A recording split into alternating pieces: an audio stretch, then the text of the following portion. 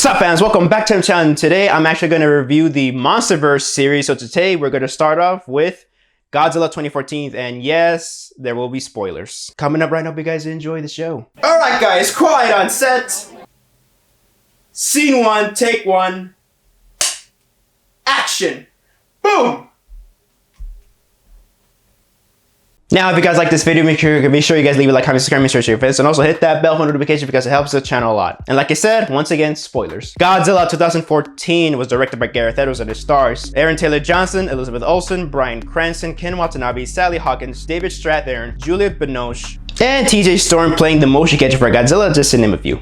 So the story goes is that it opens around 1909 in the Philippines, where Ken Watanabe's character, Dr. Ishiro Serizawa, and Sally Hawkins' character, Vivian Graham, go visit this mining facility that they basically find the skeleton of a Godzilla, or from the same species, and then, well, they find that there's an egg, a larva. They find two of them, and one of them is, well, dormant, but the other one is hatched, and they find out that it escaped, and, well, it heads towards Janjira power plant, where Bryan Cranston's character, Joe Brody, basically, well, he runs this nuclear power plant in Japan, in Janjira, Japan, and the creature just basically, well, annihilates the place, and he loses his wife, and his son witnesses destruction, and 15 years later, his son grows up, and his name is Ford Brody, and he has a family, and then, well, Joe Brody gets arrested in Japan because of he tries to get into the quarantine zone in Janjira after so many years later, and then so Ford Brody goes back to see his father Joe, and basically just to bail him out of jail, and then, well, they go back to Janjira, and they find out that, well, Monarch, basically, that is run by Dr. Ishiro Serizawa and Dr. Vivian Graham, basically has been basically hiding this conspiracy that this actually wasn't a nuclear disaster, it was actually kind of a monster. So then the monster hatches and they call it a Muto. This wakes up Godzilla, and then so now, and also the female Muto hatches, and then Godzilla is going after them to hunt them down to restore balance. And basically the rest of the movie is just everybody trying to find a way to stop Godzilla and the Mutos from, well, destroying more cities. So yeah, that is my quick bad plot synopsis of the movie, so let's get on to the review. Honestly, guys,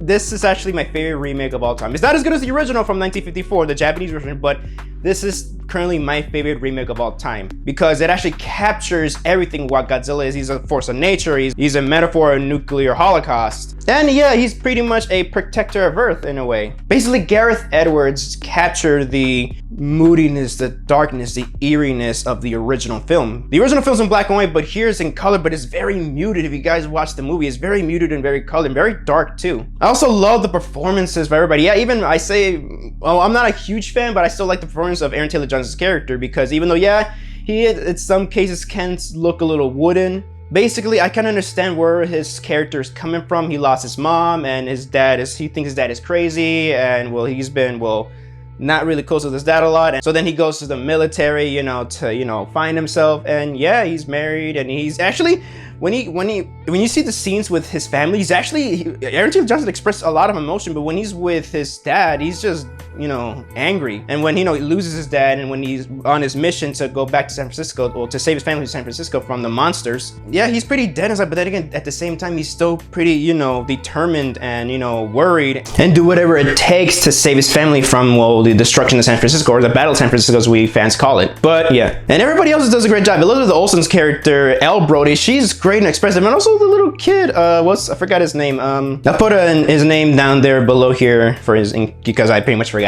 But yeah, Elle Brody expresses a lot of emotion. Also his kid, yeah, his son, he does show a lot of emotion too. He's very nice and sweet. Of course, Joe Brody, played by Bryan Cranston, he is the best character, He shows all the emotion. You get behind him, and basically you get upset once he gets killed off. Yeah, but I actually believe, I'm on the side that I like how ambitious it is, how it just subverts your reputation by you think that Bryan Cranston is the main character, but he's actually not. But then again, if you look closely at the opening credits, or any posters, or just any credits in general, you see that Bryan Cranston's name is the last one. It says, and Bryan Cranston, so yeah. But my favorite character is Ken Watanabe's character, Dr. Ishiro Serizawa. Man, oh man. He's basically a representation of me and the fans and the general audiences that, have a brain. Because I love the military in this movie, but then again, they are pretty dumb because they have this plan where they want to lure Godzilla and the Mutos out at sea with a nuclear bomb, and once it detonates, they think it'll eradicate them, but they actually feed off that stuff, so yeah. And well, not only Vivian Graham, again, before I go back to Dr. Ishiro Serizawa, Vivian Graham she's amazing too. I love love her that she is very smart and is not afraid to call anybody out. And she is an amazing assistant. But going back to Dr. Ishiro Serizawa, I love that he also calls out the military, and he shows this is a scene where he shows David Strathairn's character, Emerald Williams Stans, a watch that his dad had, and it stopped at August 6, 1945, 8:15 in the morning. And that was the time when the little boy basically hit Hiroshima. So yeah, basically what Dr. Ishiro Serizawa is trying to say to them is that you will never learn. I just love Dr. Serizawa. He's just amazing here. And of course, Godzilla, he is amazing. TJ Storm plays his character in motion capture, and he does such a phenomenal job. It sucks that he's not credited though, but whatever. But yeah, no, Godzilla's amazing. He is scary, he's terrifying. He's basically, you know, an unintended anti-hero, but he's so cool. Especially, I just love the cinematography, how they just shoot him and how they make him big. And also the Muros, you know, I really like them too. I like how, you know, you actually sympathize with them, especially when Ford Brody destroys, well, he kills the babies of the female mood. You actually feel bad for her when she's crying for them. But yeah, but Godzilla, man, he's just amazing. This is actually one of my favorite, like at least top 3 or top 5 favorite Godzillas for me. He's just awesome, and he's in a way also mysterious, and also I just love that he's pretty much represented as a god here. I know King of the Monsters does that more, but I like how he's represented as grounded and subtle here. I like that a lot. But also, yeah, if I have any issue with that, sometimes the pacing can be a bit off, especially around the, you know, the middle where fighting Godzilla shows up, but then again, they don't show the fights. And also, one last thing, I like how they didn't show the fight in the airport scene in Honolulu, Hawaii. I just find it really hilarious. Because I just like how throughout the whole movie, the movie teases you with these fights, and then, you know, you don't get the whole fight until the very end of the movie, which actually, I like that a lot. You know, less is more. And the build-up is worth it, man. So yeah, that's pretty much all I can say about this movie right now. If I were to give the film a rating, I'll give it a perfect 5 out of 5. I think it's a masterpiece. It's not as good as the original, but you know, it's still a masterpiece. So that is my review for Godzilla 2014. Hope you guys enjoyed the video. And thank you guys so much for watching the video. So let me know down in the captions down below. Have you guys seen Godzilla 2014? Please let me know down in the comment section down below. I would love to hear your opinions on it. And stay tuned, because next time we'll be talking about Kong Skull Island. So this is Javi from Javi Productions signing off, and hope you guys enjoyed the show.